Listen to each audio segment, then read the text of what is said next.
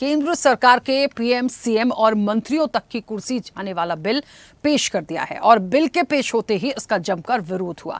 विपक्षी सांसदों ने बिल की कॉपियां फाड़ दी। दरअसल सरकार गंभीर आपराधिक केस में गिरफ्तार होने पर प्रधानमंत्री, केंद्रीय मंत्री, मुख्यमंत्री या मंत्री को पद से हटाने का कानून बनाने जा रही है। केंद्रीय गृह मंत्री अमित शाह बुधवार को इसके लिए संसद में 3 बिल उन्होंने पेश किए, जिसका खासा विरोध हुआ और इसे जेपीसी को भेज दिया गया है। दरअसल बिल में यह प्रावधान है कि प्रधानमंत्री, मुख्यमंत्री या कोई भी मंत्री किसी ऐसे क्राइम में अरेस्ट या 30 दिन की हिरासत में रहता है जिसकी सजा 5 साल या उससे ज्यादा हो तो उसे पद छोड़ना पड़ेगा, जिसके बाद से पक्ष विपक्ष में तकरार तेज हो गई है। और अब सवाल यही है कि विरोध के बीच बिल जेपीसी के पास भेजा गया तो आने वाली इसकी तस्वीर क्या होगी। विस्तार से करेंगे चर्चा, उससे पहले देखिए ये रिपोर्ट।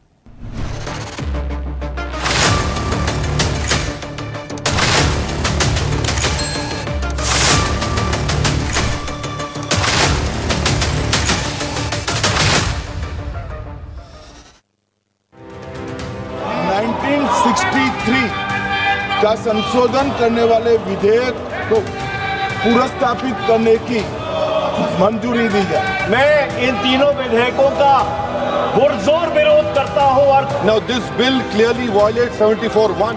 सदस्यों के मिलकर ये बिल संविधान विरोधी, मूल अधिकार विरोधी, न्याय विरोधी। हम ऐसे निर्लज्ज नहीं हो सकते कि हम पर आरोप लगे और हम संविधान पद पर हैं। When he was the Home Minister of Gujarat, he had been arrested, sir. Whether he took the morality of that point of time. अब मुझे सुनो जरा, मुझ पर झूठे आरोप लगाए तब अरेस्ट होने के पहले मैंने नैतिकता के मूल्यों का हवाला देकर इस्तीफा भी दिया और जब तक मैं कोर्ट से निर्देश नहीं हुआ कोई संविधान पद मैंने स्वीकार नहीं किया। राजनीति में अपराधीकरण रोकने के लिए केंद्र सरकार ने बड़ा कदम उठाते हुए लोकसभा में 3 बिल पेश किए, जिसमें 130वां संविधान संशोधन बिल भी पेश किया गया। इस बिल में प्रावधान है कि अगर 5 साल या उससे अधिक सजा वाले संगीन अपराध में कोई मंत्री 30 दिन तक हिरासत में रहता है तो तुरंत उसका मंत्री पद छिन जाएगा। खास बात यह है कि ये नियम प्रधानमंत्री, राज्यों के मुख्यमंत्री और मंत्रियों पर भी लागू किया गया है। चलिए सबसे पहले जानते हैं कि आखिर कौन से हैं ये बिल और इन्हें क्यों लाया जा रहा है। पहला bill, government of union territories संशोधन बिल 2025। केंद्र शासित प्रदेशों में government of union territories act 1963 के तहत गंभीर आपराधिक आरोपों के कारण गिरफ्तार और हिरासत में लिए गए मुख्यमंत्री या मंत्री को हटाने का कोई प्रावधान नहीं है। ऐसे मामलों में मुख्यमंत्री या मंत्री को हटाने के लिए एक कानूनी ढांचा तैयार करने के लिए government of union territories act 1963 की धारा 45 में संशोधन की आवश्यकता है। दूसरा बिल, 130वां संविधान संशोधन बिल 2025। केंद्र ने बताया कि संविधान में किसी ऐसे मंत्री को हटाने का कोई प्रावधान नहीं है जिसे गंभीर आपराधिक आरोपों के कारण गिरफ्तार कर हिरासत में लिया गया हो। इसलिए ऐसे मामलों में प्रधानमंत्री या केंद्रीय मंत्रिपरिषद के किसी मंत्री और राज्यों या नेशनल कैपिटल टेरिटरी दिल्ली के मुख्यमंत्री या मंत्रिपरिषद के किसी मंत्री को हटाने के लिए एक कानूनी ढांचा तैयार करने के लिए संविधान के अनुच्छेद 75, 164 और 239 AA में संशोधन की जरूरत है। तीसरा बिल, जम्मू कश्मीर पुनर्गठन संशोधन बिल 2025। जम्मू और कश्मीर पुनर्गठन अधिनियम 2019 के तहत गंभीर आपराधिक आरोपों के कारण गिरफ्तार और हिरासत में लिए गए मुख्यमंत्री या मंत्री को हटाने का कोई प्रावधान नहीं है। जम्मू और कश्मीर पुनर्गठन अधिनियम 2019 की धारा 54 में संशोधन के बाद गंभीर आपराधिक केस में गिरफ्तार और हिरासत में लिए गए मुख्यमंत्री या मंत्री को 30 दिन में हटाने का प्रावधान होगा। भारत के संविधान का संशोधन करने वाले विधेयक संघ राज्य क्षेत्र शासन अधिनियम 1963 का संशोधन करने वाले विधेयक और 2019 का और संशोधन करने वाले विधेयक को माननीय अध्यक्ष जी द्वारा नाम निर्दिष्ट किए जाने वाले इस सभा के 21 सदस्य और उपसभापति द्वारा नाम निर्दिष्ट करने वाले 10 सदस्यों के मिलकर बनने वाले सभाओं की संयुक्त सभा जाए। 1963 का संशोधन करने वाले विधेयक को पुनर्स्थापित करने की मंजूरी दी जाए। Can I ask a question to the Honorable Home Minister? When he was the Home Minister of Gujarat, he had been arrested, sir. Whether he took the morality of that point of time? Sir, the Chief Minister will not be able to accountable people. I want to know from the Honorable Home Minister, has he read Article 74(1), which says that the Council of Ministers headed by the Prime Minister to aid and advise the President who shall, in exercise of his function, act in accordance with such advice. Now, this bill clearly violates 74(1). This bill is squarely destructive of the basic structure of the Constitution.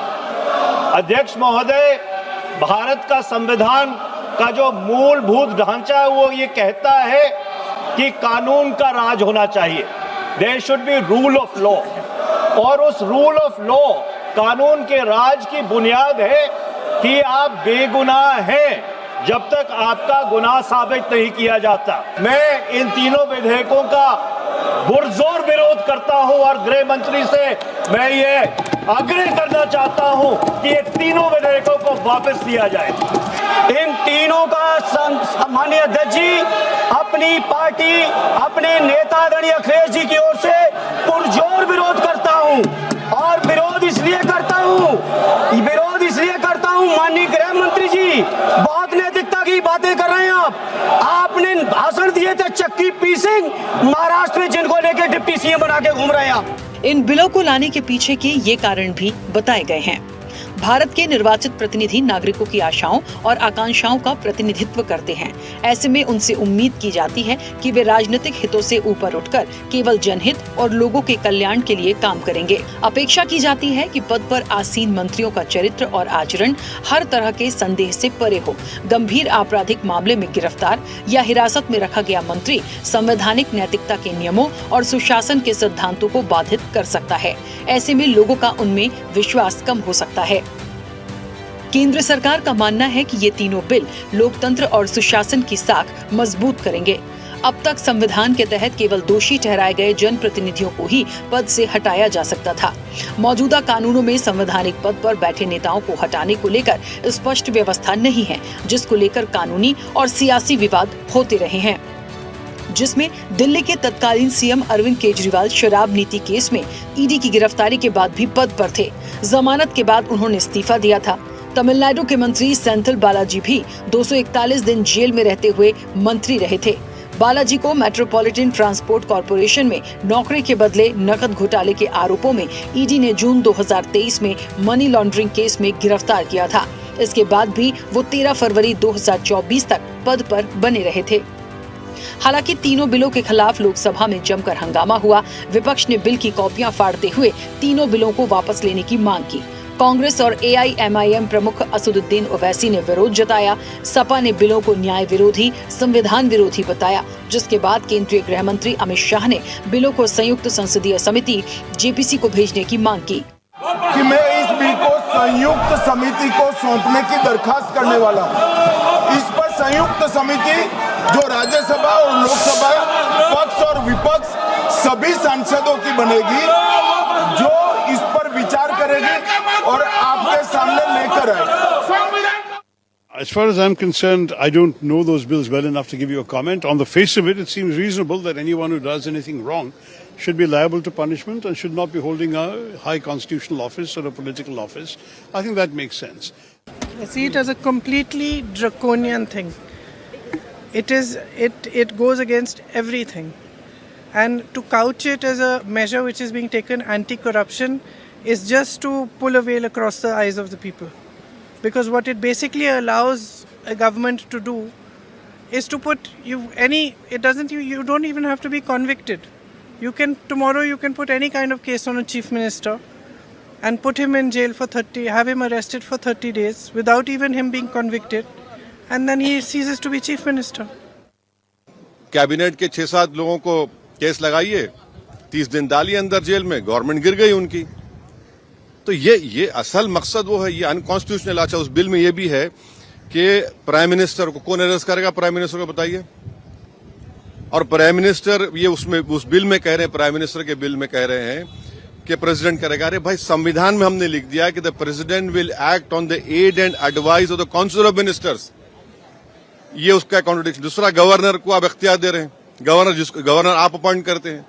तो all in all ये हमारी democracy के लिए, due process के लिए, बल्कि भारत को एक पुलिस स्टेट बनाने का काम बीजेपी सरकार करना चाहती है इन तीनों बिलों के जरिए, जिसकी हम पुरजोर इसकी मुखालिफत करेंगे। देखिए, इसमें विपक्ष को यही आशंका है कि इसमें विपक्षी मुख्यमंत्रियों मंत्रियों को परेशान किया जाएगा, उनको पद से हटाने की कोशिश होगी। एनीवे, अभी तक सुनने में आया है कि यह सिलेक्ट कमेटी को जाएगा। अभी सिलेक्ट कमेटी में देखिए क्या होता है। इसका मतलब ये जो कानून पास होने के बाद पूरे देश के मंत्री, मुख्यमंत्री, केंद्रीय मंत्री सब उसके कंट्रोल में हो जाएगा। क्योंकि आज जो व्यवस्था है, कोई ऐसी धारा लगा दें जो आपको लोअर कोर्ट में बेल नहीं मिलेगा, तो फिर वो तो यदि बेल मिलने में 3 महीने लग गए तो सर मंत्रिमंडल से गया। तो ये एक नया हथियार है। इसका मतलब यह है कि सरकार बगावत रोकने के लिए पूरा देश देख रहा था जिस तरह की गुंडागर्दी थी। अगर संशोधन विधेयक पेश हो रहा था गृह मंत्री द्वारा, उसे प्रेमचंद्रन ने सवाल उठाया है कि साहब जल्दी में, उन्होंने कहा कि हम इस बिल को जेपीसी को भेजने वाले। जब भारत के गृह मंत्री ने सदन में कह दिया स्पीकर साहब से कि हम इस, तो फिर नहेश था इसमें, लोकसभा राज्यसभा की सारी पार्टियों के सांसद उसमें मेंबर होंगे, फिर विचार होगा, उसके बाद बिल आएगा। लेकिन जिस तरह से फिर कांग्रेस के केसी वेणुगोपाल ने कागज फाड़ना शुरू किया, पहले फेंकना शुरू किया स्पीकर के चेयर पे, फिर आगे, फिर वेल में जिस तरीके से तृणमूल कांग्रेस और कांग्रेस के और सब लोग आ गए और जिस तरह से मतलब झगड़ा करने पे आमादा हो गए, या गृहमंत्री के चेयर तक पहुंच करके जिस तरीके से किया, तो इसकी जितनी भर्त्सना की जाए, आज तो पूरी लोकतंत्र पे एक कुठाराघात है। बहरहाल गिरफ्तारी या 30 दिन हिरासत में पीएम सीएम मंत्रियों की कुर्सी जाने वाले बिल पर तकरार तेज हो गई है। बात कुर्सी की है, इसलिए विरोध भी ज्यादा देखने को मिला है। ऐसे में जेपीसी को भेजने के बाद उस पर क्या होगा निर्णय, ये देखना दिलचस्प होगा। चैनल हेड आरपी श्रीवास्तव के साथ एग्जीक्यूटिव एडिटर राखी वर्मा की रिपोर्ट।